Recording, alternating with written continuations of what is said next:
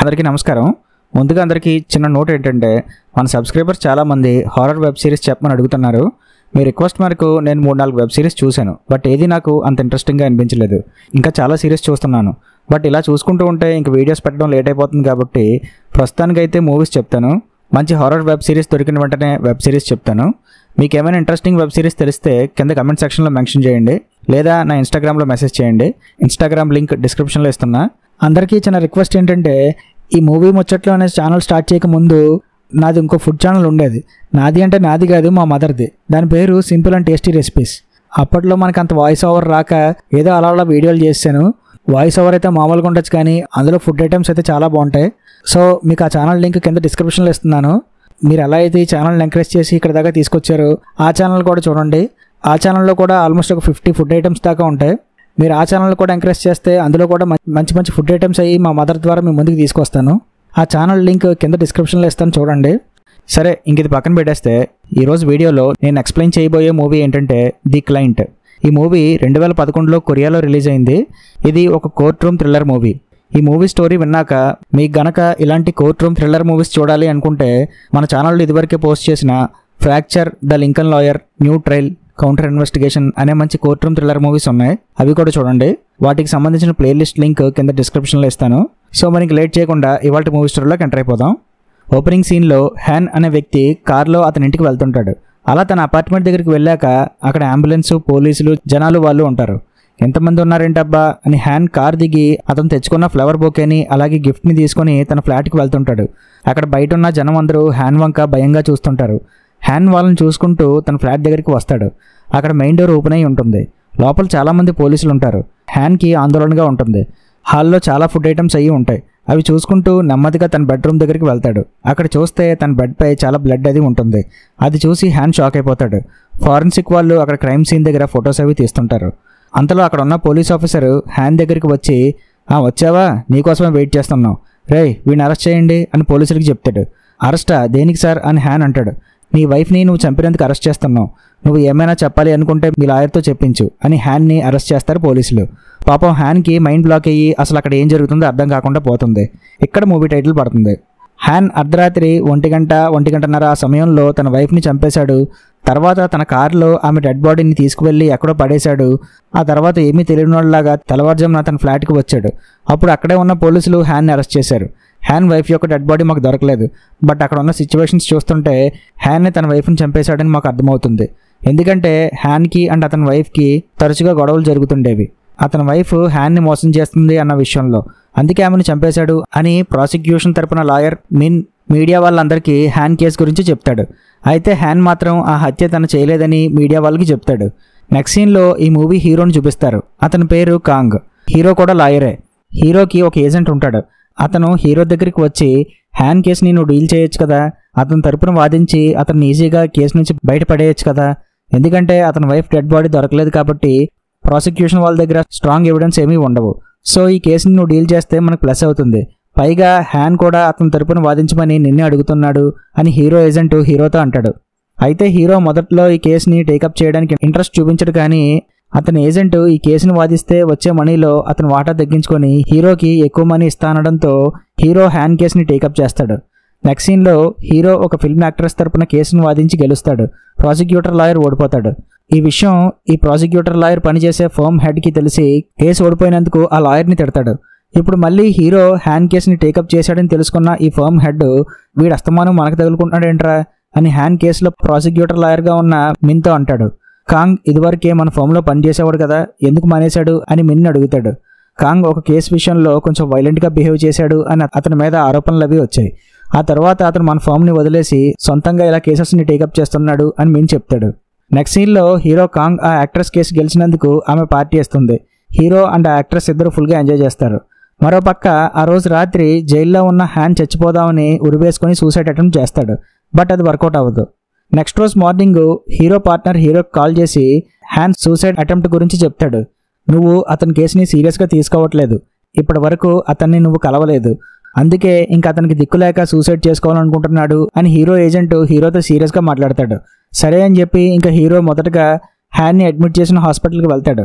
అక్కడ హ్యాన్ పడుకొని ఉంటాడు. అతన్ని డిస్టర్బ్ చేయడం ఎందుకని నెక్స్ట్ హ్యాన్ వాళ్ళ ఫ్లాట్కి వెళ్తాడు. అక్కడంతా పరిశీలిస్తుంటాడు. అంతలో అక్కడికి హీరో అసిస్టెంట్ అయిన ఒక లేడీ అక్కడికి వస్తుంది. తర్వాత ఆమె హ్యాన్ కేస్ ఫైల్ని హీరోకి చదివి వినిపిస్తుంది. హ్యాన్కి 3 ఏళ్ల క్రితం పెళ్ళయింది. పిల్లలు లేరు. తరచుగా వాళ్ళ మధ్య గొడవలు జరుగుతుండేవి. అతని వైఫ్ డెడ్ బాడీ ఎవరికీ దొరకలేదు. ఈ హత్య చేయడానికి వాడిన వెపన్ ఎక్కడా కనిపించలేదు. కానీ వాళ్ళ ఇంట్లో ఉన్న బెడ్ పై ఉన్న బ్లడ్ హ్యాన్ వాళ్ళ వైఫ్దే. అది DNA టెస్ట్ ద్వారా కన్ఫర్మ్ అయింది. సో పోలీసులు ఓన్లీ అక్కడున్న సిచ్యువేషన్స్ బట్టి హ్యాన్ని అరెస్ట్ చేశారు తప్ప వాళ్ళ దగ్గర సరైన ఆధారాలు ఏమీ లేవు అని ఆమె హీరోకి చెప్తుంది.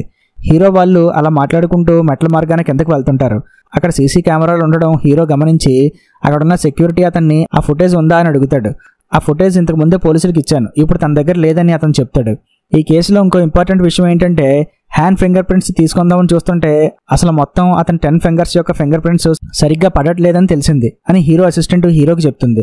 తర్వాత హీరో హ్యాన్ని కలిసి హ్యాన్ అండ్ అతని వైఫ్ కలిసి తీయించుకున్న ఒక ఫోటో అతనికి చూపించి, నీ వైఫ్కి లవర్ ఉన్నాడంట కదా, వాళ్ళ అఫైర్ గురించి నీకేమైనా తెలుసా అని హ్యాన్ అడుగుతాడు.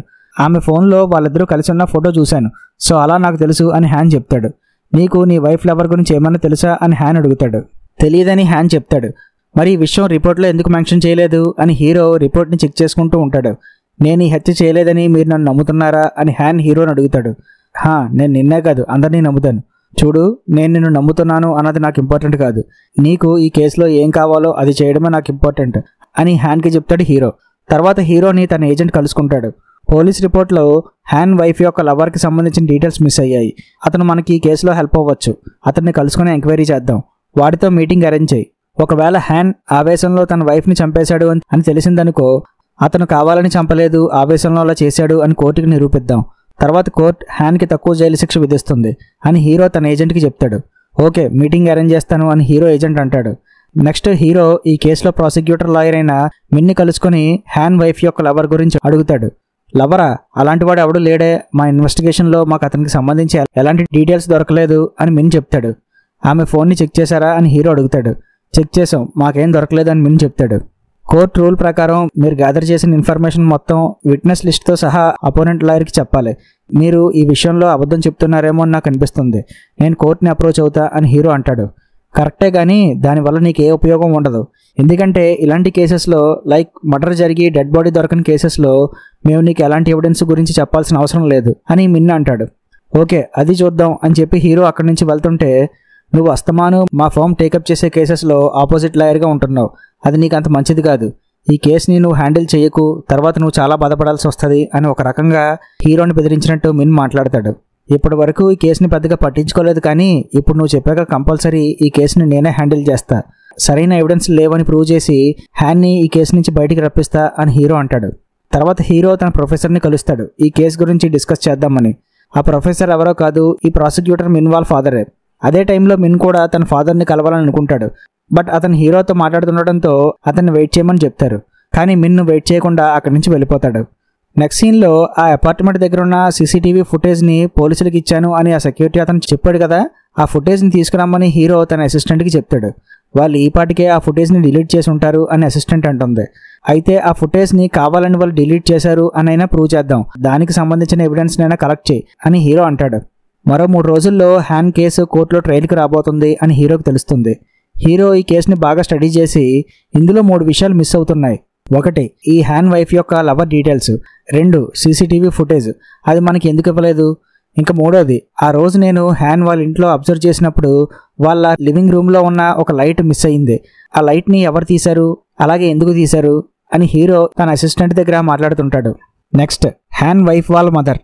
ఆమె ఏం చెప్పింది, తన కూతురు చనిపోవక 3 రోజుల ముందు ఆమె దగ్గరికి వచ్చి హ్యాన్ నన్ను చంపాలని చూస్తున్నాడు అని ఆమె పోలీసుల ఇంట్రాగేషన్లో చెప్పిందంట. అండ్ అలాగే హ్యాన్ని మర్డర్ జరిగిన రోజు రాత్రి చూశాను అని వాళ్ళ ఫ్లాట్ కింద ఉన్న ఒక వ్యక్తి పోలీసులకి చెప్పాడంట. సో నువ్వు ముందుగా ఆ క్రైమ్ సీన్కి ఫస్ట్ ఎంటర్ అయిన పోలీస్ దగ్గరికి వెళ్ళి మిస్ అయిన ఆ లైట్ గురించి అడుగు. అలాగే హ్యాన్ వైఫ్ వాళ్ళ మదర్ని కూడా కలిసి ఆమెను ఇంట్రాగేట్ చేయి. ఆమె నీకేం చెప్తుందో చూద్దాం. నేను వెళ్ళి హ్యాన్ని ఆ రోజు రాత్రి అపార్ట్మెంట్ దగ్గర చూశాను అని సాక్ష్యం చెప్పిన అతన్ని కలుస్తా అని హీరో తన అసిస్టెంట్కి చెప్తాడు. నెక్స్ట్ సీన్లో ప్రాసిక్యూటర్ మిన్ వర్క్ చేసే వాళ్ళ ఫర్మ్ హెడ్ హ్యాన్ కేసులో తీర్పిచ్చే జడ్జిని కలిసి అతనితో బేరాలాడతాడు. ఏమనంటే, హ్యాన్ తరపు వాదించే లాయర్ మీ దగ్గరికి వచ్చి తన క్లయింట్ తనని అపాయింట్ చేసుకోవడానికి చాలా లేట్ చేశాడని, దాంతో సరైన ఎవిడెన్స్ కలెక్ట్ చేయలేకపోయామని, కాబట్టి ఈ కేసు ట్రయల్ని కొన్ని రోజులు పోస్ట్పోన్ చేయమని మిమ్మల్ని అడుగుతాడు. అప్పుడు మీరు అతని రిక్వెస్ట్ యాక్సెప్ట్ చేయకండి. ఈ కేసు ట్రయల్ని పోస్ట్పోన్ చేయకండి. అలా చేస్తే మీరు ఎంతగానో ఎదురు చూస్తున్న మీ ప్రమోషన్ మీకు వచ్చేలా నేను చేస్తాను అని ఆ ఫర్మ్ హెడ్ ఆ జడ్జితో మాట్లాడతాడు. ఆ జడ్జి కూడా అతని ఆఫర్ని యాక్సెప్ట్ చేస్తాడు.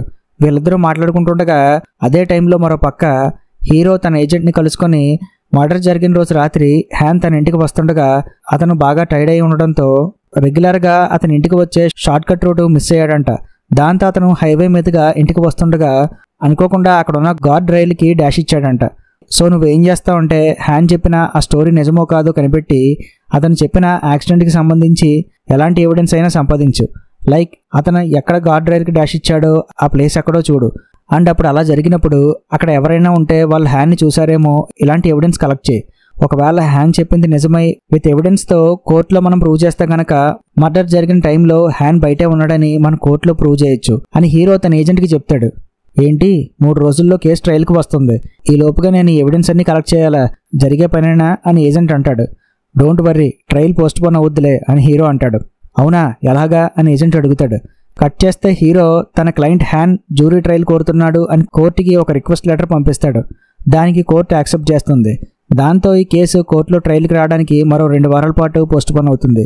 జ్యూరీ ట్రయల్ అంటే ఒక జడ్జి తీర్పివ్వరు, కొంతమంది జడ్జిలు కలిసి తీర్పిస్తారు. సో ఆ జడ్జెస్ అందరినీ గ్యాదర్ చేయడానికి టైం పడుతుంది. సో అందుకే 2 వీక్స్ పోస్ట్పోన్ చేస్తారు. ఈ విషయం తెలియక ఆ ఫర్మ్ హెడ్ ఇక్కడున్న జడ్జితో బేరాలు ఆడతాడు. తర్వాత అతని అసిస్టెంట్ వచ్చి ఈ విషయం చెప్పేసరికి అతనికి ఎక్కడో కాలిపోతుంది. మిన్కి ట్రయల్ని 2 వీక్స్ పోస్ట్పోన్ చేశారు అన్న విషయం తెలుస్తుంది. అదే విషయం హ్యాన్ వైఫ్ వాళ్ళ మదర్కి చెప్తాడు. నెక్స్ట్ సీన్లో హీరో ఏజెంట్ హ్యాన్ వర్క్ చేసే ఒక ఫిల్మ్ ప్రొడక్షన్ హౌస్ వాళ్ళని కలుస్తాడు. ఎంక్వైరీ చేయగా అక్కడ వర్క్ చేసే ఒక అతను హ్యాన్ ఆ రోజు రాత్రి 10 గంటలకు ఇక్కడి నుంచి వెళ్ళిపోయాడని, వెళ్ళేటప్పుడు చాలా కంగారుగా ఉన్నాడని, ఆ కంగారులోనే ఇక్కడ ఒక రూమ్కి సంబంధించిన కీస్ ఇవ్వకుండా వెళ్ళిపోతుంటే తనే హ్యాన్ దగ్గరికి వెళ్ళి ఆ కీస్ తీసుకున్నానని అతను చెప్తాడు. అలాగే వాళ్ళ ప్రొడక్షన్ హౌస్లో ఉండే ఒక డమ్మీ డెడ్ బాడీ మిస్ అయిందని ఏజెంట్కి చెప్తాడు ఆ వ్యక్తి. కట్ చేస్తే కారులో ఎవరో ఒక డమ్మీ డెడ్ బాడీని తీసుకువెళ్తున్నట్టుగా మనకి చూపిస్తారు. నెక్స్ట్ సీన్లో హీరో హ్యాన్ ఫ్లాట్ కింద ఉన్న ఒక వ్యక్తిని కలవడానికి వెళ్తే అతను కొద్ది రోజులుగా కనిపించడం లేదని, మేబీ ఏదైనా ఊరు వెళ్ళాడేమోనని ఆ బిల్డింగ్ సెక్యూరిటీ గార్డ్ చెప్తాడు.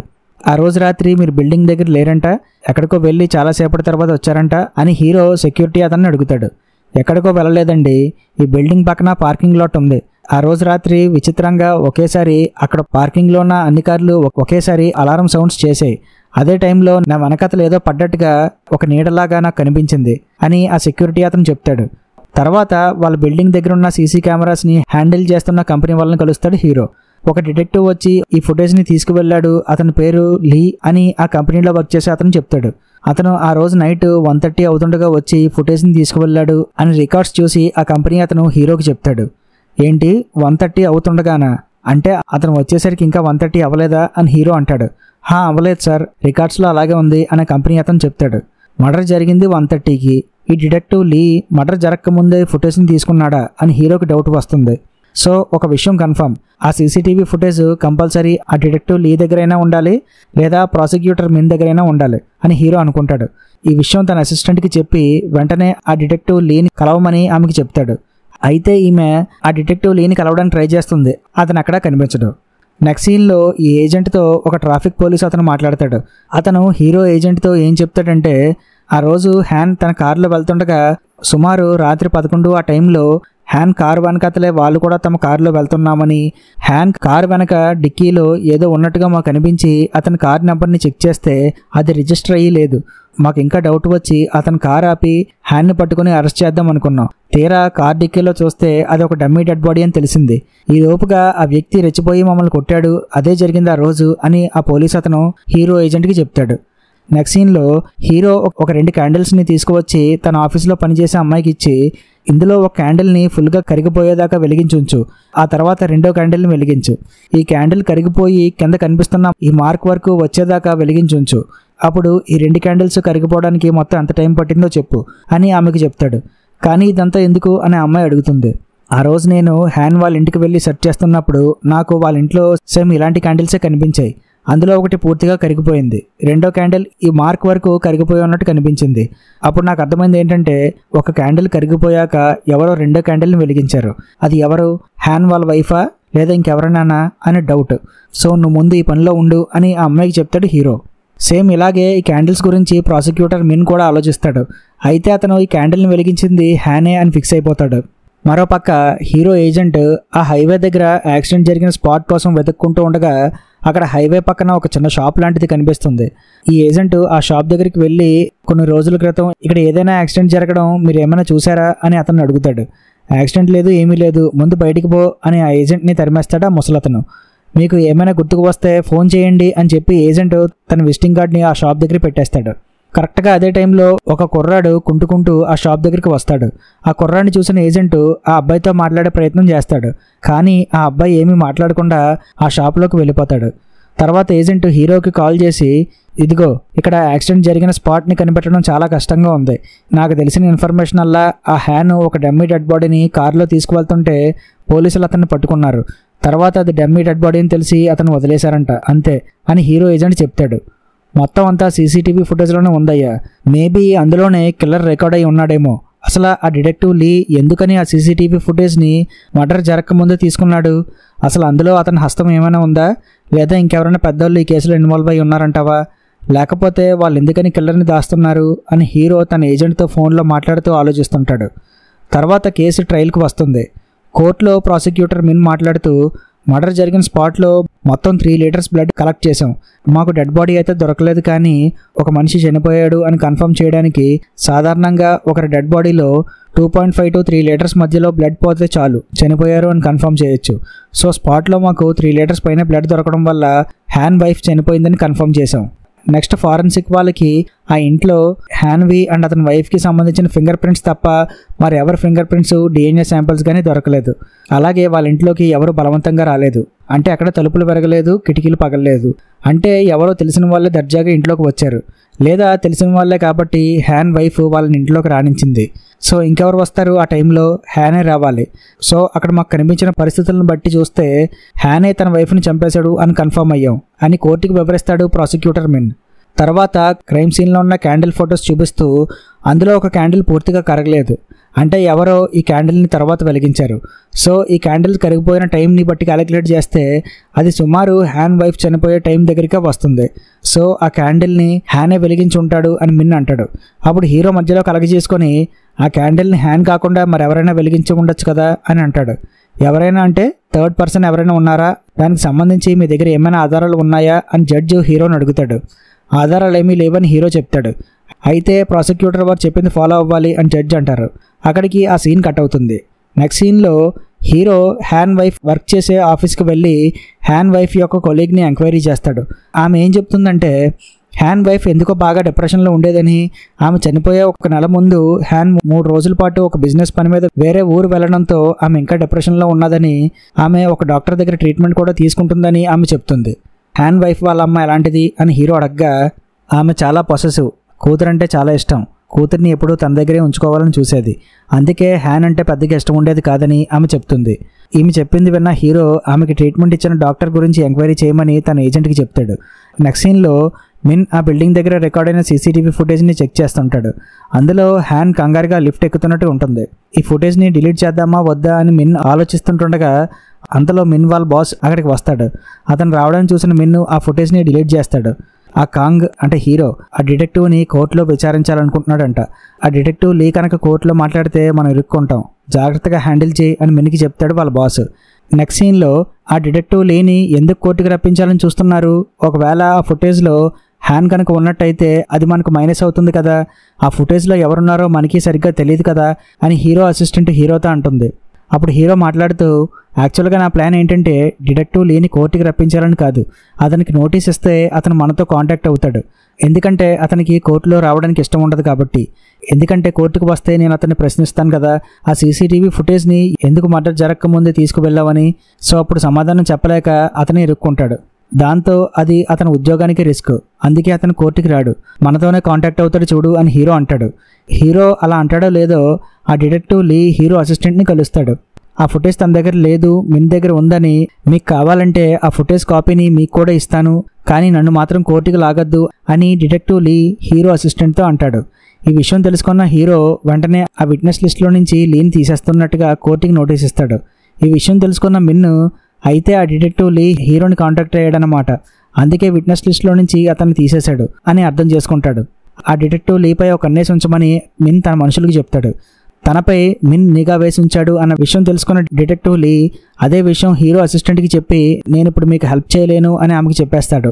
ఈలోపు జైల్లో ఉన్న హ్యాన్పై కొంతమంది ఖైదీలు అటాక్ చేయడంతో అతన్ని హాస్పిటల్లో అడ్మిట్ చేస్తారు. హాస్పిటల్కి వెళ్ళిన హీరోకి అక్కడ హ్యాన్ అండ్ అతని వైఫ్ కలిసి తీయించుకున్న ఒక ఫోటో దొరుకుతుంది. కట్ చేస్తే నెక్స్ట్ సీన్లో ఆ డిటెక్టివ్ లీ మనకి హెల్ప్ చేయనని చెప్పేశాడు. కానీ మిన్ వాళ్ళ దగ్గర ఉన్న ఒక విట్నెస్కి ఆర్థిక ఇబ్బందులు ఉన్నాయంట. సో మనం ఆ విట్నెస్ని కొనేద్దాం అని హీరో అసిస్టెంట్ హీరోకి చెప్తుంది. ఇలాంటి పిచ్చి ఐడియాలు మానుకో, వాడు మనకి హెల్ప్ చేయకపోతే డైరెక్ట్గా వాడిని కోర్టుకి లాగుదాం, అప్పుడు వాడు అక్కడే చెప్పుకుంటాడు ఏం చెప్పాలన్నా అని హీరో అంటాడు. ఒకవేళ ఆ సీసీటీవీ ఫుటేజ్లో హ్యానే ఉంటే అప్పుడు ఆ కేసులో మనకే ప్రాబ్లం కదా అని ఆమె అంటుంది. ప్రాబ్లం అయినా పర్లేదు, ఆ లీని మాత్రం కోర్టుకి రప్పిద్దాం అని హీరో అంటాడు.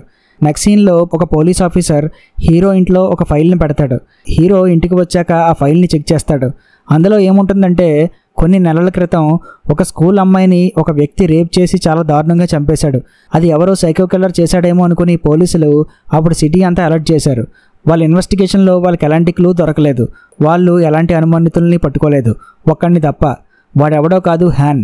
ఈ కేసులో పోలీసులు హ్యాన్ని అనుమానించి అతన్ని 3 రోజుల పాటు ఇంట్రాగేట్ చేశారు. అయితే వాళ్ళకి హ్యానే ఈ స్కూల్ అమ్మాయిని చంపాడు అనడానికి ఎలాంటి ఎవిడెన్స్లు దొరకలేదు. దాంతో హ్యాన్ని వాళ్ళు వదిలేశారు అని ఈ ఫైల్లో ఆ కేసుకి సంబంధించిన డీటెయిల్స్ అన్నీ ఉంటాయి. అది చదివిన హీరో అదే విషయం తన ఏజెంట్కి చెప్పి మనం ఆ రోజు హ్యాన్ 3 రోజుల పాటు బిజినెస్ పని మీద బయటకు వెళ్ళాడు అనుకున్నాం కదా, అది బిజినెస్ పని మీద కాదు, అతన్ని పోలీసులు 3 రోజులు ఆ స్కూల్ గర్ల్ మర్డర్ కేసులో ఇంట్రాగేట్ చేశారంట అని తన ఏజెంట్కి చెప్తాడు హీరో. నీ ఇంట్లో ఈ ఫైల్ని ఎవరు పెట్టారంటావు, ఎవరైనా పోలీసులు పెట్టారంటావా అని ఏజెంట్ హీరోని అడుగుతాడు. కట్ చేస్తే నెక్స్ట్ సీన్లో ఈ హీరో ఇంట్లో ఫైల్ పెట్టిన పోలీస్ ఆఫీసర్ వచ్చి ప్రాసిక్యూటర్ మిన్నుని కలుస్తాడు. అతనికి ఎందుకు ఈ కేసు గురించి చెప్పావు అని మిన్ను ఆ పోలీస్ ఆఫీసర్ని అడుగుతాడు. అతనికి తెలియాలి కదా తన క్లయింట్ ఎలాంటి వాడో అని, అందుకే ఫైల్ని పెట్టాను అని పోలీస్ ఆఫీసర్ అంటాడు. దీనివల్ల నువ్వు కోర్టుకి రావాల్సి ఉంటుందో తెలుసా అని మిన్ను అంటాడు. ఏం పర్లేదు వస్తానని అని ఆ పోలీస్ ఆఫీసర్ చెప్తాడు. మరో పక్క హీరో ఏజెంట్ ఆ స్కూల్ గర్ల్ మర్డర్ కేసులో హ్యాన్ ఇంట్రాగేట్ చేసింది ఒక పోలీస్ అకాడమీకి చెందిన ఒక ప్రొఫెసర్ అని తెలుసుకుంటాడు. అదే విషయం హీరోకి చెప్పగా హీరో వెళ్ళి ఆ ప్రొఫెసర్ని కలుసుకొని ఆ రోజు హ్యాన్ని ఏం ఇంట్రాగేట్ చేశారు, ఆ కేసులో అతను నిర్దోషి అని ఎలా తేల్చారు అని ప్రొఫెసర్ని అడుగుతాడు. అప్పుడు ఆ ప్రొఫెసర్ మాట్లాడుతూ పోలీసులు హ్యాన్ని ఎంత ఇంట్రాగేట్ చేసినా వాళ్ళు అతని నుంచి ఎలాంటి ఇన్ఫర్మేషన్ రాబట్టలేకపోయేసరికి వాళ్ళు నన్ను పిలిచారు. నేను జనరల్గా క్రిమినల్స్ని ఇంట్రాగేట్ చేస్తున్నప్పుడు వాళ్ళ ఐ మూమెంట్ని బట్టి వాళ్ళ బిహేవియర్ని బట్టి క్యాలిక్యులేట్ చేస్తా వాళ్ళు దోష నిర్దోష అని.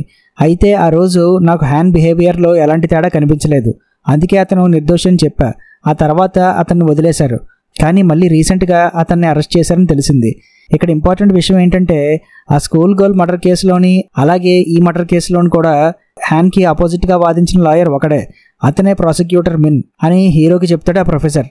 తర్వాత హీరో హ్యాన్ దగ్గరికి వెళ్ళి అసలు నిన్ను ఆ స్కూల్ గర్ల్ మర్డర్ కేసులో అనుమానితుడిగా అరెస్ట్ చేశారన్న విషయం నాకు ఇప్పటివరకు ఎందుకు చెప్పలేదు, ఎందుకు నా దగ్గర దాచాలని చూసావు, అంటే నీ వైఫ్ని నువ్వే చంపేశావా అని హీరో హ్యాన్పై సీరియస్ అవుతాడు.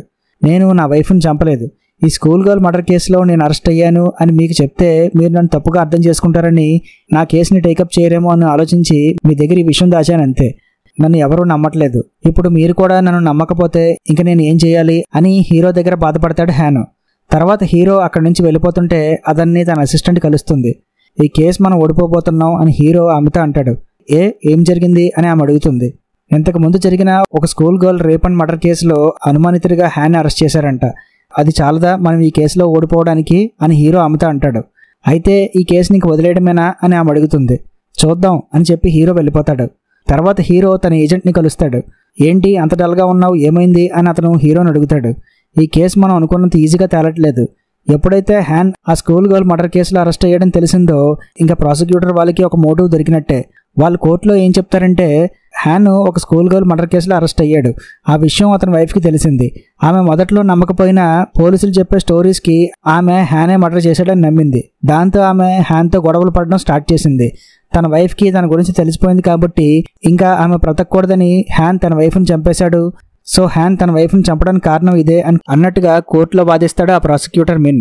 అది రాంగ్ అని ప్రూవ్ చేయడానికి మన దగ్గర ఇప్పుడు ఎలాంటి సాక్ష్యం లేదు, సో ఆటోమేటిక్గా మనం ఈ కేసు ఓడిపోయినట్టే అని హీరో తన ఏజెంట్తో అంటాడు. కట్ చేస్తే నెక్స్ట్ సీన్లో కోర్టులో ప్రాసిక్యూటర్ మిన్ హ్యాన్ వైఫ్ వాళ్ళ అమ్మని విచారిస్తాడు. ఆమె ఏం చెప్తుందంటే తన కూతురు చనిపోక 3 రోజుల ముందు తన దగ్గరికి వచ్చిందని, ఆమె చాలా భయపడుతూ ఉందని, ఏం జరిగిందని తను అడిగితే హ్యాన్ తనని చంపాలని చూస్తున్నాడని, నాకు భయంగా ఉందని ఆమె నాతో చెప్పిందని కోర్టులో చెప్తుంది ఆవిడ. తర్వాత హీరో ఆమెతో మాట్లాడుతూ, మీ కూతురు డేంజర్లో ఉందని 3 రోజుల ముందే మీకు తెలిసినా మీరు ఆమెకి ఎందుకని హెల్ప్ చేయలేదు అని ఆమెను అడుగుతాడు. ఆ టైంలో నా మైండ్ పనిచేయలేదు, ఆమెకి ఎలా హెల్ప్ చేయాలో అర్థం కాలేదు అని ఆమె చెప్తుంది. సరే, మీ కూతురు పెళ్లికి ముందు 2 నెలల పాటు ఆఫీస్కి సెలవు పెట్టిందంట, ఎందుకు అని హీరో అడుగుతాడు. ఆ టైంలో ఆమెకి హెల్త్ బాగాలేదు అని ఆవిడ చెప్తుంది. మరి హెల్త్ బాగోపోతే హాస్పిటల్కి తీసుకువెళ్ళాలి కానీ చర్చిలో కూర్చోబెట్టి ప్రార్థనలు చేయించడం ఏంటి అని హీరో అడుగుతాడు. ఎందుకు చేయించారో చెప్పనా? మీ కూతురు మీకు ఇష్టం లేని పెళ్లి చేసుకుంటుంది, దాంతో ఆ హ్యాన్ మీకు శత్రువులా కనిపించాడు. సో అతని నుంచి మీ కూతుర్ని దూరం చేద్దామని ఆమెకు బ్రెయిన్ వాష్ చేయడానికి 2 నెలల పాటు ప్రార్థనలు చేయించారు. అయినా మీ కూతురు హ్యాన్నే పెళ్లి చేసుకుంది. మీ కూతురు మీకు ఆ హ్యాన్ వల్ల దూరమైంది అన్న బాధలో అతని మీద కక్ష పెంచుకున్నారు.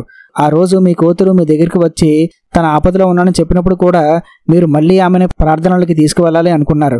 దాంతో ఆమె కోపం వచ్చి మీ దగ్గర నుంచి వెళ్ళిపోయింది. ఇప్పుడు మీ కూతురు చనిపోయింది కాబట్టి హ్యాన్ మీద మీకున్న కక్షతో అతన్ని ఈ కేసులో ఇరికించాలని చూస్తున్నారు, అంతేగా అని హీరో ఆమెతో అంటాడు.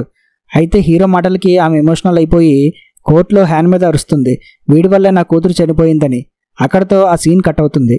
నెక్స్ట్ సీన్లో హీరో వాళ్ళ అసిస్టెంట్ ఆ డిటెక్టివ్ లీ సహాయంతో ప్రాసిక్యూటర్ మిన్ దగ్గర ఉన్న ఆ సీసీటీవీ ఫుటేజ్ని దొంగలిస్తుంది. తర్వాత అందులో ఏముందా అని చూస్తే ఏదో యానిమల్స్ ఆడుకున్నట్టు ఉంటాయి. అంటే అసలైన ఫుటేజ్ అందులో ఉండదు, అదొక డమ్మీ ఫుటేజ్. అది చూసిన హీరో అసిస్టెంట్ ఆ డిటెక్టివ్ లీపై కోప్పడుతుంది. అప్పుడే పోలీసులు అక్కడికి వచ్చి హీరో అసిస్టెంట్ని ఆ లీని అరెస్ట్ చేస్తారు. వాళ్ళు ఈ ఫుటేజ్ని దొంగిలించడానికి వస్తారు అని తెలిసే ప్రాసిక్యూటర్ మిన్ ముందే ఆ ఫుటేజ్ని మార్చేసి ఉంటాడు. ఎప్పుడైతే వీళ్ళు ఈ ఫుటేజ్ని దొంగిలించారో వెంటనే పోలీసులకు ఇన్ఫార్మ్ చేస్తే పోలీసులు వచ్చి వీళ్ళని అరెస్ట్ చేస్తారు.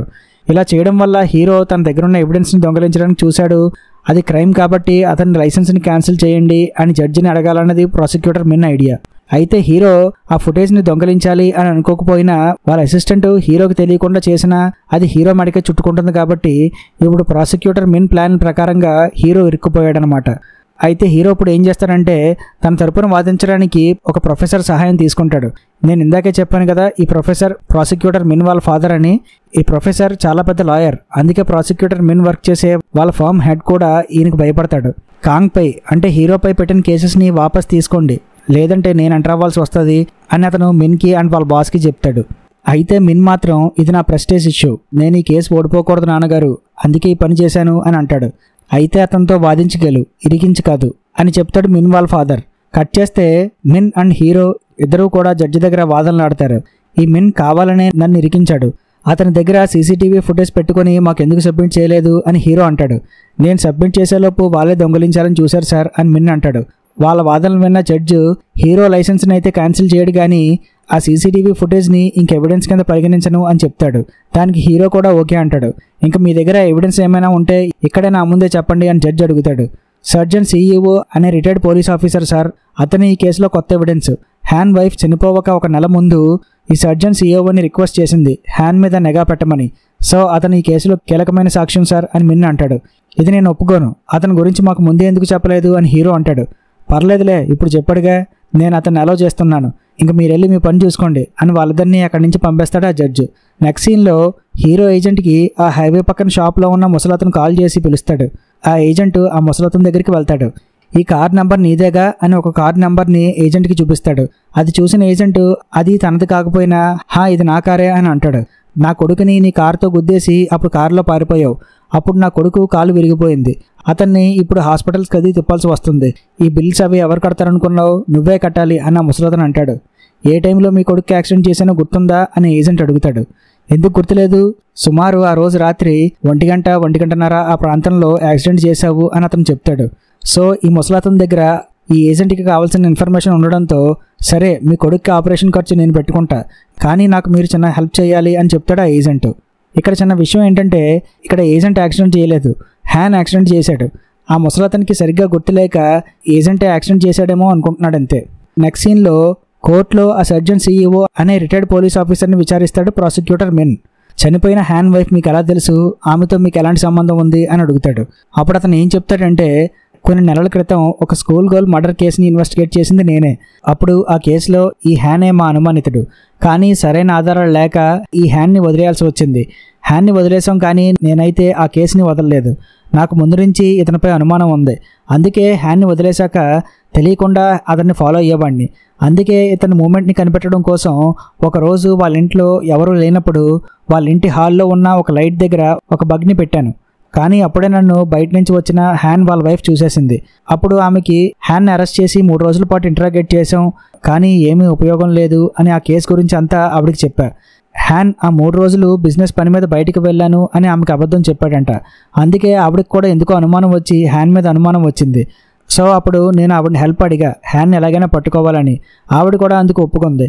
ఇలా హ్యాన్ వాళ్ళ వైఫ్ నేను హ్యాన్ మీద నిఘా పెట్టినప్పుడు కరెక్ట్గా ఆవిడ చనిపోక 3 రోజుల ముందు నాకు ఆవిడతో కాంటాక్ట్ కట్ అయిపోయింది. సో అప్పుడు మళ్ళీ నేను ఆవిడని ఫాలో అయ్యా. అలా ఆవిడని ఫాలో అవుతున్నప్పుడు ముందుగా ఆవిడ చనిపోయిన ఆ స్కూల్ గర్ల్ సమాధి దగ్గరికి వెళ్ళింది. ఆ తర్వాత ఆమె కాల్ చేసి హ్యానే ఆ స్కూల్ గర్ల్ని చంపేశాడు అని నిర్ధారించడానికి తన దగ్గర సాక్ష్యం ఉందని ఆమె నాకు చెప్పింది అని సర్జెంట్ మాట్లాడుతుండగా హీరో మధ్యలో కలగ చేసుకొని, మిలాడ్, ఇలాంటి సాక్ష్యాలు కోర్టులో చెల్లవు, ఎందుకంటే ఇవి లా ప్రొసీజర్ని ఫాలో అవ్వకుండా తెచ్చిన సాక్ష్యాలు.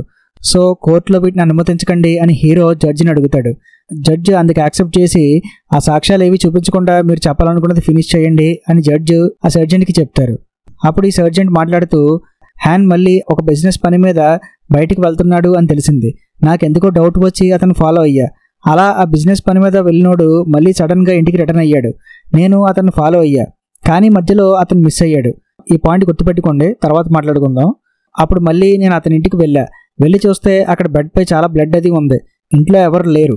వెంటనే పోలీసులకు ఇన్ఫార్మ్ చేశా. తర్వాత పోలీసులు అక్కడికి వచ్చారు. అది జరిగింది అని ఆ సర్జెంట్ చెప్తాడు. తర్వాత హీరో ఆ సర్జెంట్తో మాట్లాడుతూ, మీరు చెప్పినట్టు హ్యానే ఆ స్కూల్ గర్ల్ మర్డర్ కేసులో కిల్లర్ అనుకుందాం. ఇదే విషయం వాళ్ళ వైఫ్కి చెప్తే ఆవిడ అంత ఈజీగా నమ్మేసిందా? కనీసం ఆవిడ మీ దగ్గర సాక్ష్యం ఏమైనా ఉందా తన భర్తే హంతకుడు అని నిరూపించడానికి అని ఆవిడ మిమ్మల్ని ఏమీ అడగలేదా? మీరు ఎలా చెప్తే ఆవిడ అలా నమ్మేసిందా? ఓకే, నమ్మింది అనుకుందాం. హ్యానే కిల్లర్ అని తెలుసు కదా, మరి అతని వైఫ్కి మీరు ఎలాంటి ప్రొటెక్షన్ ఇవ్వలేదా? పాయింట్ నెంబర్ 1, హ్యాన్ ఆ స్కూల్ గర్ల్ని చంపాడు అనడానికి మీ దగ్గర ఎలాంటి సాక్ష్యం లేదు. పాయింట్ నెంబర్ 2, కానీ అతనే చంపేశాడు అని వాళ్ళ వైఫ్కి చెప్పి వాళ్ళ వైఫ్కి హ్యాన్ మీద అనుమానం కలిగించేలా చేశారు. Point number 3, very important, school girl కేసులో ప్రాసిక్యూటర్గా ఉంది ఎవరు అని ఆ సర్జెంట్ని అడుగుతాడు హీరో. అప్పుడు ఆ సర్జెంట్ ఆ కేసులో ప్రాసిక్యూటర్గా ఉంది మిన్ అని చెప్తాడు. వావ్, ఈ కేసులో హ్యాన్కి వ్యతిరేకంగా ఉంది ప్రాసిక్యూటర్ మిన్నే, అలాగే ఆ కేసులో కూడా అతనికి వ్యతిరేకంగా ఉంది ఈ మిన్నే. సో పాయింట్ ఏంటంటే, ఈ మిన్ మీ వెనకాతల నుండి ఈ స్టోరీని అంతా మీ చేత చెప్పిస్తున్నాడు అనుకోవచ్చు కదా అని సర్జెంట్ని అడుగుతాడు హీరో. నా వెనకాతలు ఎవరు లేరు, నేను చెప్పిందంతా నిజం అని సర్జెంట్ అంటాడు. నిజం అని చెప్పడానికి మీ దగ్గర ఎలాంటి సాక్ష్యం లేదు. మీరు చెప్పింది అబద్ధం అని చెప్పడానికి నా దగ్గర ఎలాంటి సాక్ష్యం లేదు. సాక్ష్యాలు లేనప్పుడు ఎవరికి నచ్చింది వాళ్ళు ఏదైనా అనుకోవచ్చు అని హీరో కోర్టుకి వివరిస్తాడు. నెక్స్ట్ సీన్లో ఆ ముసలతన్ని సాక్షిగా ప్రవేశపెడతాడు హీరో. ఆ ముసలతను ముందు సాక్ష్యం చెప్పడానికి ఒప్పుకోకపోయినా హీరో ఏజెంట్ అతనికి మనీ ఇస్తాను అని చెప్పడంతో ఒప్పుకుంటాడు. ఇప్పుడు కోర్టులో హీరో ఆ ముసలతన్ని ఆ రోజు ఏం జరిగిందో చెప్పమంటాడు. అప్పుడు ఆ ముసలతను ఏం చెప్తాడంటే, ఆ రోజు అంటే హ్యాన్ వైఫ్ చనిపోయిన రోజు రాత్రి 1:30 టైంలో సైకిల్పై వస్తుంటే ఏదో ఒక కారు వచ్చి నాకు డాష్ వచ్చింది, దాంతో నా కాలికి దెబ్బ తగిలింది అని నా కొడుకు నా దగ్గరికి వచ్చి చెప్పడంతో నేను ఆ కారు అతన్ని పట్టుకుందామని ఆ కారు దగ్గరికి వెళ్ళా. నేను అతని దగ్గరికి వెళ్ళేలోపు అతను నన్ను చూసి కారులో పారిపోయాడు. అప్పుడు నేను అతని కార్ నెంబర్ నోట్ చేశా. ఇదే అతని కార్ నెంబర్ అని చెప్పి ఒక చీటీని హీరోకి ఇస్తాడు ఆ ముసలతను. తర్వాత హీరో మాట్లాడుతూ, పోలీసులు హ్యాన్ని అరెస్ట్ చేశాక అతని కారుకి ఫోటో తీశారు. ఆ ఫోటోని గమనిస్తే అందులో హ్యాన్ కారు డ్యామేజ్ అయ్యి ఉంది అండ్ ఇతను చెప్పిన కార్ నెంబర్ కూడా హ్యాన్దే. సో ఇతను చెప్పిన దాని ప్రకారం చూస్తే మర్డర్ జరిగిన టైంలో హ్యాన్ వీళ్ళ దగ్గర ఉన్నాడు, ఇంటి దగ్గర లేడు అని హీరో కోర్టుకి చెప్తాడు. తర్వాత ప్రాసిక్యూటర్ మిన్ అతనితో మాట్లాడుతూ, ఆ రోజు కారులో ఉన్న అతను హ్యానే అని మీరు క్లియర్గా చూసారా అని అతను అడుగుతాడు. ఏమో క్లియర్గా చూడలేదు అని ఆ ముసలతను చెప్తాడు. ఓకే, మీరు ఈ కేసులో విట్నెస్గా రావడానికి వీళ్ళు మీకు మనీ ఇస్తా అన్నారా అని ఆ ముసలతను అడుగుతాడు మిన్. అందుకే కదా వచ్చింది అని అతను అమాయకంగా చెప్తాడు. మిలాడ్, డిఫెన్స్ లాయర్ గారు డబ్బులు ఇచ్చి సాక్షుల్ని కోర్టుకి రప్పిస్తున్నారు. ఇలా చేయడం నేరం అని మీకు తెలియదా? కోర్టు మీకు జైలు శిక్ష విధిస్తుంది అని ఆ ముసలతన్ని భయపడతాడు మిన్ను. ఇది మరీ బాగుంది, మొగుడు పిల్లం కొట్టుకొని మధ్యలో పిల్లల్ని కొట్టినట్టు మీరు మాట్లాడుకొని నన్ను ఇరికిస్తారేంట్రా బాబు అని చెప్పి ఆ ముసలతను భయంతో అక్కడి నుంచి వెళ్ళిపోతుంటే అక్కడ ఉన్న వాళ్ళు అతను ఆపుతారు. దాంతో అతను కోర్టులో గొడవ చేస్తాడు. ఇప్పుడు ఇతని సాక్ష్యం కూడా కోర్టులో చెల్లకుండా పోతుంది. తర్వాత హీరో ఇంకెలా కాదని చెప్పి డైరెక్ట్గా హ్యాన్ని కోర్టులో ప్రశ్నించడం స్టార్ట్ చేస్తాడు. నువ్వు ఆ స్కూల్ గర్ల్ మర్డర్ కేసులో అరెస్ట్ అయ్యావు అన్న విషయం నీ వైఫ్ దగ్గర ఎందుకు దాచావు అని హీరో అడుగుతాడు. దానికి హ్యాన్ బదులిస్తూ, అలా చెప్తే నా వైఫ్ నన్ను తప్పుగా అర్థం చేసుకుంటుందేమో అని భయమేసి చెప్పలేదు అని చెప్తాడు. నీ వైఫ్ ఎలాంటి సిచ్యువేషన్లో ఉందో నువ్వు ఎప్పుడైనా గమనించావా అని హీరో అడుగుతాడు. నేను ఆమెను చాలా తప్పుగా అర్థం చేసుకున్నా. ఆమె ఒక రిటైర్డ్ పోలీస్ ఆఫీసర్తో మాట్లాడుతుంది అన్న విషయం తెలియక అతను ఎవరో అనుకుని ఆమె నన్ను మోసం చేస్తుందేమో అనుకుని తప్పుగా అర్థం చేసుకున్నా. మీకు తెలుసా, మీ వైఫ్ బాగా డిప్రెషన్లో ఉండేదని, ఇన్ఫ్యాక్ట్ ఆమె ఒక డాక్టర్ దగ్గర ట్రీట్మెంట్ తీసుకుంటుందని ఈ డిప్రెషన్ వల్ల. ఇవేమీ మీకు తెలీదా అని హీరో అడుగుతాడు. నాకు ఈ రోజుటి వరకు ఆ విషయమే తెలీదు. నేను వర్క్ బిజీలో ఉండిపోయి ఆమెను అసలు సరిగ్గా పట్టించుకోలేదు అని హ్యాన్ అంటాడు. పట్టించుకోలేదా, లేక ఆవిడంటే మీకు ఇష్టం లేక అని హీరో హ్యాన్ని రెచ్చగొడతాడు. హీరో ప్లాన్ కూడా అదే. అలా రెచ్చగొడితే హ్యాన్ ఓపెన్ అప్ అవుతాడని, తన బాధ అంతా కోర్టులో చెబుతాడు అని హీరో ఐడియా. దాని ప్రకారమే హ్యాన్ని రెచ్చగొడతాడు. మీరు ఆ రోజు పని మీద ఊరు వెళ్ళానన్నారు, మళ్ళీ వెంటనే ఇంటికి ఎందుకు రిటర్న్ అయ్యారు అని హీరో అడుగుతాడు. ఆ రోజు నన్ను నిజంగానే పని మీద వేరే ఊరు వెళ్ళమని మా ప్రొడక్షన్ వాళ్ళే చెప్పారు. కావాలంటే వాళ్ళని అడగండి. ఎందుకు రిటర్న్ అయ్యానంటే, ఆ రోజు మా మ్యారేజ్ యానివర్సరీ. ఆ రోజైనా నా వైఫ్తో టైం స్పెండ్ చేద్దామని తిరిగి ఇంటికి బయలుదేరా. అందుకే ఆ రోజు జర్నీ ఎక్కువ అవడంతో బాగా టైర్డ్ అయ్యా. ఇంటికి తిరిగి వస్తుండగానే నాకు నిద్ర బాగా వచ్చేసింది. అప్పుడే ఇంటికి వెళ్ళే షార్ట్కట్ రూట్ మిస్ అయ్యా. అలా హైవే మీదుగా వెళ్తుంటే కారు యాక్సిడెంట్ అయ్యింది. కాసేపటి తర్వాత చూసుకుంటే నేను హైవేపై ఉన్నానని తెలిసి మళ్ళీ కారు వెనక్కి తిప్పి షార్ట్కట్ రూట్లో ఇంటికి వచ్చా. ఈలోపుగా ఇంటి దగ్గర పోలీసులు, అంబులెన్స్ జనంతో నిండిపోయింది. నా ఫ్లాట్కి వెళ్ళి చూస్తే అక్కడ బెడ్పై బ్లడ్ తప్ప నా వైఫ్ కనిపించలేదు. నాకేమీ అర్థం కాలేదు. పోలీసులు వచ్చి నా వైఫ్ని నేనే చంపాను అని అరెస్ట్ చేశారు. నిజమే, నా వైఫ్ని నేనే చంపుకున్నా. నేనే చంపేసా తనని. నా అనుమానంతో, నా అజాగ్రత్తతో తనని సరిగ్గా పట్టించుకోక నేనే చంపేసుకున్నా. కానీ మీరు, ఇక్కడున్న జనం నన్ను ఒక హంతకుడిలా చూస్తుంటే నేను తట్టుకోలేకపోతున్నా. నా వర్క్లో రోజు కెమికల్స్ వాడడం వల్ల నా చేతుల్ని చాలాసార్లు వాష్ చేసుకోవాల్సి ఉంటుంది. దాంతో నా ఫింగర్ ప్రింట్స్ పడలేదు. అదే నాకు పెద్ద శాపంగా మారింది. ఈ పోలీసులు నేనే కావాలని ఫింగర్ ప్రింట్స్ పడకూడదని నా ఫింగర్స్ని అలా చేసుకున్నానని అంటున్నారు. నేను మీకులా పెద్దగా మాట్లాడను, ఇంట్రోవర్ట్ని. నా ఫేసు అనుమానంగా ఉందని, చూడ్డానికి హంతకుడిలా ఉన్నానని ఆ స్కూల్ గర్ల్ కేసులో నన్ను అరెస్ట్ చేశారు. అప్పుడు ఓర్చుకున్నా. ఇప్పుడు నా భార్యను ఎవరో చంపేసి ఆ నింద నాపై వేశారు. అది తట్టుకున్నా. ఎందుకంటే న్యాయం నా వైపు ఉంది, ఎప్పటికైనా నేనే గెలుస్తానని. కానీ ఇప్పుడు నాకు అనిపిస్తుంది నా భార్యని అనుమానించి ఆమెను నేనే చంపేసుకున్నానని. కానీ ఒకటి మాత్రం నిజం, నేను నా వైఫ్ని ఎప్పటికీ లవ్ చేస్తూనే ఉంటా. అది మాత్రం ఎవరికి నిరూపించాల్సిన అవసరం లేదు అని హ్యాన్ అంటాడు. నేను మిమ్మల్ని ఒకటే కోరుతున్నా, చివరిసారిగా నా వైఫ్ని చూసుకునివ్వండి. ఆమె బ్రతికుందా లేదా చనిపోయిందా? చనిపోతే కనీసం ఆమె డెడ్ బాడీనైనా చూపించండి సార్ అని హ్యాన్ బాగా ఎమోషనల్ అయిపోతాడు. అక్కడితో కోర్టు ఆ రోజుకు ముగుస్తుంది. కేసు నెక్స్ట్ రోజుకు వాయిదా పడుతుంది. ఆ రోజు రాత్రి రెస్టారెంట్లో హీరోని, ప్రాసిక్యూటర్ మిన్ కలిసి, నువ్వు తప్పు చేస్తున్నావు, హ్యాన్ తరపున వాదించి అతన్ని విడుదల చేయాలని చూస్తున్నావు, హ్యానే కిల్లర్ అని మిన్ అంటాడు. నేను ఫస్ట్ నుంచి అబ్జర్వ్ చేస్తున్నా, నీకు ఆ హ్యాన్కి ఏదో గొడవ ఉన్నట్టుంది. ఆ స్కూల్ గర్ల్ కేసులోనూ నువ్వే ప్రాసిక్యూటరు, ఇప్పుడు ఈ కేసులోనూ కూడా నువ్వే ప్రాసిక్యూటర్. నువ్వే అతన్ని ఏదోలా ఇరికించాలని చాలా రకాలుగా ట్రై చేస్తున్నావు. ఎందుకు? నాకు కూడా నువ్వు ఆ సీసీటీవీ ఫుటేజ్ ఇవ్వలేదు. అందులో హ్యాన్ ఉంటే డైరెక్ట్గా అది కోర్టులో చూపించవచ్చు కదా. లేదు, ఆ ఫుటేజ్ని అడ్డం పెట్టుకుని నా లైసెన్స్ని క్యాన్సిల్ చేయించాలని ప్లాన్ చేసావు. ఎందుకు? నేను హ్యాన్ తరపున వాదిస్తున్నా కాబట్టి. ఇప్పుడు మళ్ళీ కేసులో కొత్తగా ఆ సర్జెంట్ పోలీస్ ఆఫీసర్ని ఎవరినో పిలిపించి కొత్తగా దల్లుతున్నావు. ఇంతకీ ఆ ఫుటేజ్లో ఉంది ఎవరు? నువ్వా లేదా నీ బాసా? కొంపతీసి మీరే హ్యాన్ వైఫ్ని చంపేశారా ఏంటి? ఒక పెద్ద లాయర్ కొడుకుపై ఉండి ఇలా అమాయకుల్ని ఇరికించాలని చూస్తున్నావు, సిగ్గులేదా అని హీరో అంటాడు. దాంతో మిన్ హీరోపై సీరియస్ అయ్యి, నువ్వు కనుక ఈ కేసు గెలిస్తే దానికి భారీ మూల్యం చెల్లించుకుంటావు చూడు అని చెప్పి అక్కడి నుంచి వెళ్ళిపోతాడు మిన్. నెక్స్ట్ రోజు కోర్టులో జడ్జిమెంట్ డే. ఫైనల్గా వాదనలు వినిపించమని జడ్జి ఇద్దరు లాయర్స్కి చెప్తారు. అప్పుడు మిన్ మాట్లాడుతూ, ఇంక చెప్పడానికి ఏమీ లేదు, హ్యాన్ అనే ఈ వ్యక్తి దారుణంగా ఒక స్కూల్ అమ్మాయిని రేప్ చేసి చంపేశాడు. ఆ విషయం సర్జన్ సీఈఓ అనే పోలీస్ ఆఫీసర్ ద్వారా తెలుసుకున్న హ్యాన్ వైఫ్ అతనిపై సీరియస్ అయ్యింది. అతన్ని ఎలాగైనా పోలీసులకు పట్టించాలని అనుకుంది. ఆ విషయం తెలుసుకున్న హ్యాన్ ఆమెని ప్లాన్ ప్రకారంగా చంపేసి ఆమె డెడ్ బాడీని మాయం చేశాడు. మొత్తానికి ఎవరికి ఎవిడెన్స్ దొరకకుండా జాగ్రత్త పడ్డాడు. వీడు పైకి అమాయకంగా కనిపిస్తాడు, కానీ వీడిలో చాలా తెలివైన సైకో కిల్లర్ దాగి ఉన్నాడు. కాబట్టి కోర్టు వారు నా వాదనలు పరిగణించి ఈ హ్యాన్ అనే సైకో కిల్లర్కి శిక్ష విధించాల్సిందిగా కోరుతున్నాను అని మిన్ తన వాదనని ముగిస్తాడు. తర్వాత హీరో మాట్లాడుతూ, మొత్తానికి నా క్లయింట్ని ఒక సైకో కిల్లర్ అని ఎలాంటి సాక్ష్యాలు లేకపోయినా ప్రాసిక్యూటర్ మిన్ గారు ముద్ర వేసేశారు. పర్లేదు, కానీ ఒక విషయం గుర్తుపెట్టుకోండి, 100 మంది దోషులు తప్పించుకున్నా పర్లేదు, కానీ ఒక నిర్దోషికి మాత్రం శిక్ష పడకూడదు. ఇదే మన చట్టం. ఈ కోర్టుకి కావాల్సింది సాక్ష్యం. అదే ఈ కేసులో మిస్ అయింది. సాక్ష్యం లేనప్పుడు ఎవరూ దోషులు కారు. హ్యాన్ హత్య చేశాడు అనడానికి ఒక సాక్ష్యం కూడా దొరకలేదు. కానీ ప్రాసిక్యూటర్ గారు మాత్రం అతనే హత్య చేశాడని కన్ఫర్మ్ చేసేశారు. అతనికి హ్యాన్ దోషిగా కనిపించవచ్చు, నాకు నిర్దోషిగా కనిపించవచ్చు, 10 మందికి 10 రకాలుగా అనిపించవచ్చు. ప్రాసిక్యూటర్ గారు ఇప్పటి వరకు చెప్పిందంతా బాగానే ఉంది.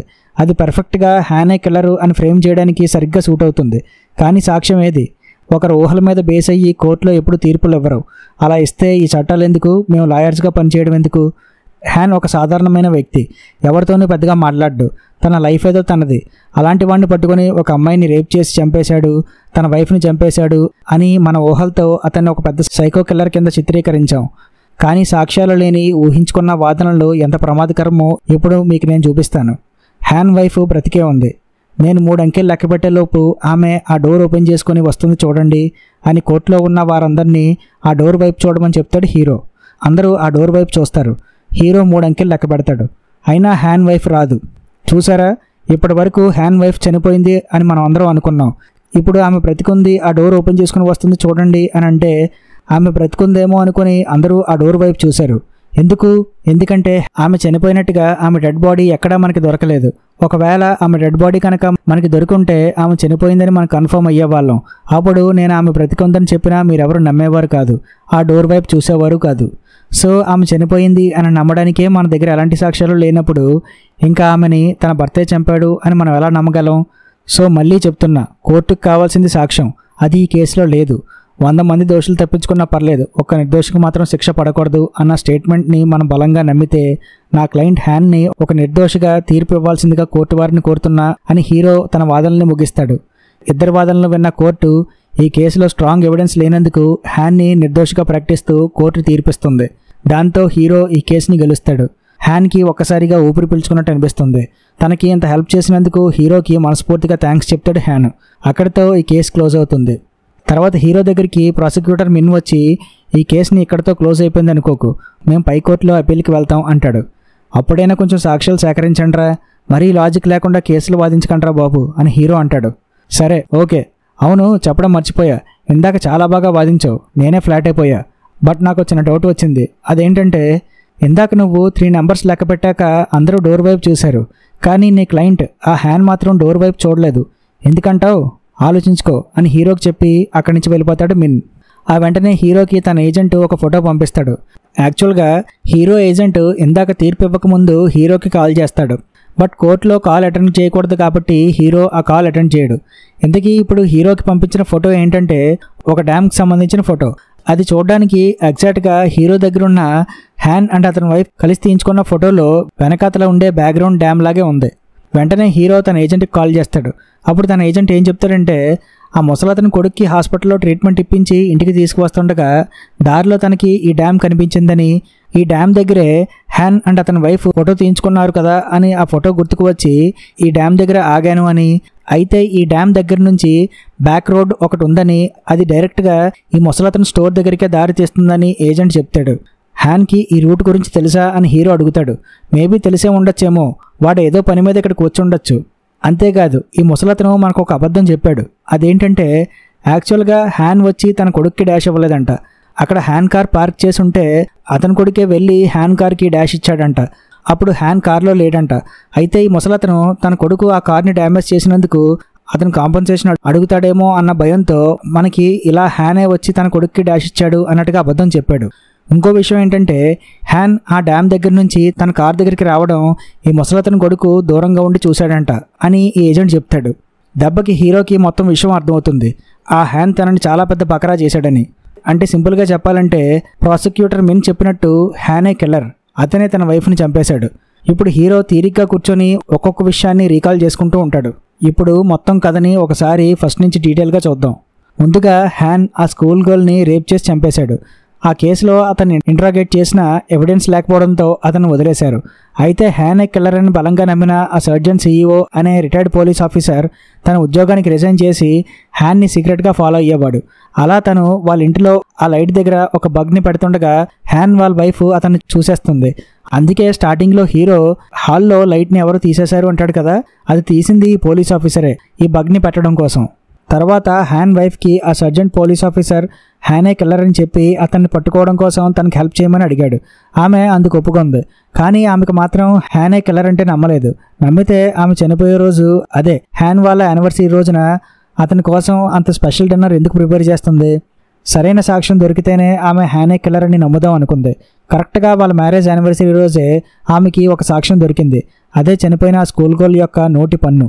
ఆ అమ్మాయి చనిపోయినప్పుడు ఆమె నోట్లోని ఒక పన్ను మిస్ అయిందని పోలీసు వాళ్ళు అప్పుడు చెప్తారు. ఆ పన్ను హ్యాన్ దగ్గరే ఉంటుంది. బహుశా ఆమెను చంపుతుండగా అది విరిగిపోయి ఉండొచ్చు. సాక్ష్యం దొరకకూడదని హ్యాన్ ఆ పన్నుని తన దగ్గరే దాస్తాడు. అది అనుకోకుండా ఆ రోజు హ్యాన్ వైఫ్కి దొరుకుతుంది. ఈలోపు తన వైఫ్ ఒక పోలీస్ ఆఫీసర్తో కలిసి తనని పోలీసులకు పట్టిద్దాం అనుకుంటుంది అని తెలుసుకున్న హ్యాన్ తన వైఫ్ని చంపాలని డిసైడ్ అయ్యాడు. ప్లాన్ ప్రకారంగా వాళ్ళ మ్యారేజ్ యానివర్సరీ రోజున తన ట్రిప్ని క్యాన్సిల్ చేసుకుని ఇంటికి వస్తున్నాడు హ్యాన్. తనని ఆ సర్జెంట్ పోలీస్ ఆఫీసర్ ఫాలో అవుతున్నాడు అన్న విషయం హ్యాన్కి తెలుసు. అందుకే ముందుగానే అతని కార్ డిక్కీలో ఒక డమ్మీ డెడ్ బాడీని పెట్టాడు. మనం మూవీ మధ్యలో హ్యాన్ పనిచేసే ప్రొడక్షన్ హౌస్లో ఉండే ఒక డమ్మీ డెడ్ బాడీ మిస్ అయిందని అక్కడ పనిచేసే ఒక అతను చెప్తాడు కదా. ఆ డెడ్ బాడీని దొంగిలించి ఆ సర్జెంట్ పోలీస్ ఆఫీసర్ కార్లో పెట్టింది హ్యానే. తర్వాత హ్యాన్ కార్లో ఇంటికి వెళ్తుంటే అతన్ని తన కార్లో ఫాలో అవుతున్న ఆ సర్జెంట్ పోలీస్ ఆఫీసర్ని పోలీసులు చేసి పట్టుకుంటారు. ఎందుకంటే అతని కార్ డిక్కీలో ఏదో డెడ్ బాడీ ఉందన్న డౌట్తో. మనం ఇందాక పోలీసులు హ్యాన్ని పట్టుకున్నారేమో అనుకుంటాం, బట్ కాదు. అప్పుడు పట్టుకుంది ఈ సర్జెంట్ పోలీస్ ఆఫీసర్ని. ఇందాక ఈ సర్జెంట్ పోలీస్ ఆఫీసర్ కోర్టులో మాట్లాడుతూ హ్యాన్ని ఫాలో అవుతుంటే మధ్యలో మిస్ అయ్యాడు అని చెప్తాడు కదా. ఆ పాయింట్ అప్పుడు గుర్తుపెట్టుకోమన్నాను. అది ఇందుకే. అప్పుడు పట్టుకుంది హ్యాన్ని కాదు, ఈ సర్జెంట్ పోలీస్ ఆఫీసర్ని. ఆ తర్వాత ఇంటికి వచ్చిన హ్యాన్కి ఆ పన్ను చూపించి నువ్వే కిల్లరా అని తన వైఫ్ అడగ్గా ఆమెకు విషయం తెలిసిపోయినందుకు హ్యాన్ తన వైఫ్ని చంపేశాడు. ఆమెను చంపేశాక ఆమె డెడ్ బాడీని ఆ డ్యామ్ దగ్గర కప్పెట్టేశాడు. అప్పుడే హ్యాన్ని ఆ ముసలతని కొడుకు చూస్తాడు. తర్వాత హ్యాన్ ఏమీ తెలియనోడ్లాగా ఇంటికి వచ్చి యాక్టింగ్ మొదలుపెట్టాడు. ఇది జరిగింది అని హీరోకి క్లియర్గా అర్థమవుతుంది. మనకు కూడా స్టోరీ మొత్తం ఇక్కడే క్లియర్గా అర్థమవుతుంది. నెక్స్ట్ హీరో హ్యాన్ వాళ్ళ ఇంటికి వెళ్తాడు. అక్కడ హ్యాన్ సిగరెట్ కాలుస్తూ చాలా రిలాక్స్డ్గా ఉంటాడు. ఏంటి బాగా రిలాక్స్డ్గా ఉన్నట్టున్నావు, కేసు గెలిచామని? సరే అది వదిలే, ఇంతకీ ఆమె డెడ్ బాడీని ఇక్కడి నుంచి ఎలా తీసుకువెళ్ళావు అని హీరో అడుగుతాడు. డెడ్ బాడీ ఏంటి అని హ్యాన్ అంటాడు. పువ్వు ఏమైనా కనిపిస్తుందా నా చెవిలో? స్టార్టింగ్ నుంచి పూలు పెడుతూనే ఉన్నావు కదా, ఇంకా పూలు పెట్టడం ఆపి ఇంకా అసలు కథలోకి రామ్మా. నీ ప్లాన్ మొత్తం నాకు క్లియర్గా అర్థమైంది, కానీ నీ వైఫ్ డెడ్ బాడీని ఎలా తీసుకువెళ్ళావో చెప్పు అని హీరో అడుగుతాడు.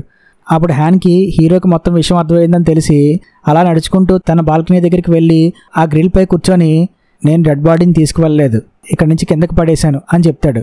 అంటే ఆ రోజు నైట్ హ్యాన్ ముందుగా తన వైఫ్ డెడ్ బాడీని ఒక కవర్లో ప్యాక్ చేశాడు.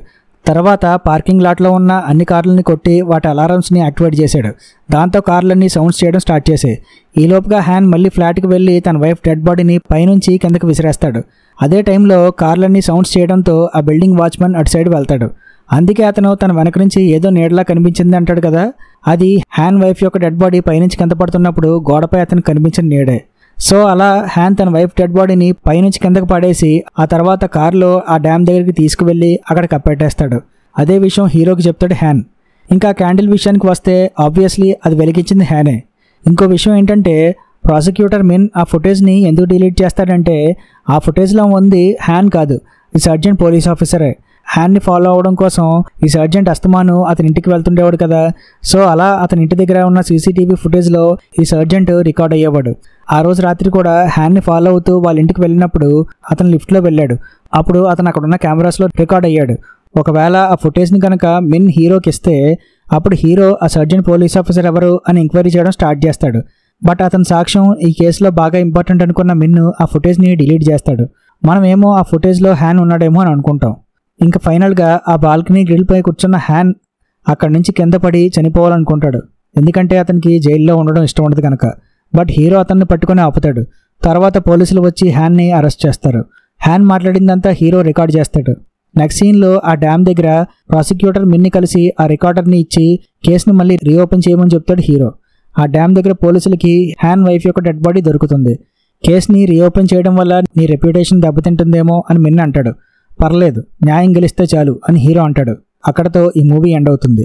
అది ది క్లయింట్ మూవీ స్టోరీ. ఈ మూవీ స్టోరీ చూడడానికి చాలా సింపుల్గా ఉంటుంది, కానీ ఈ మూవీలో ఉన్న డీటెయిల్స్ కనుక మిస్ అయితే మనం చాలా ఇంపార్టెంట్ కథని మిస్ అయినట్టే. సో అందుకనే నేను ప్రతి డీటెయిల్ని చాలా క్లియర్గా మీకు ఎక్స్ప్లెయిన్ చేశాను. ఈ వీడియోలో అంత ఎక్కువైనా ఐ హోప్ నేను మీకు మంచి మూవీ ఎక్స్ప్లెయిన్ చేశాను అనుకుంటున్నాను. మీకు కనుక నా ఎక్స్ప్లెనేషన్ నచ్చితే కంపల్సరీ వీడియోని లైక్ చేయండి. అలాగే వీడియోని అందరికీ షేర్ చేయండి. మరిన్ని ఇంట్రెస్టింగ్ వీడియోస్ కోసం మన ఛానల్ని సబ్స్క్రైబ్ చేయండి. మరొక ఇంట్రెస్టింగ్ మూవీతో మళ్ళీ కలుస్తాను. Thank you.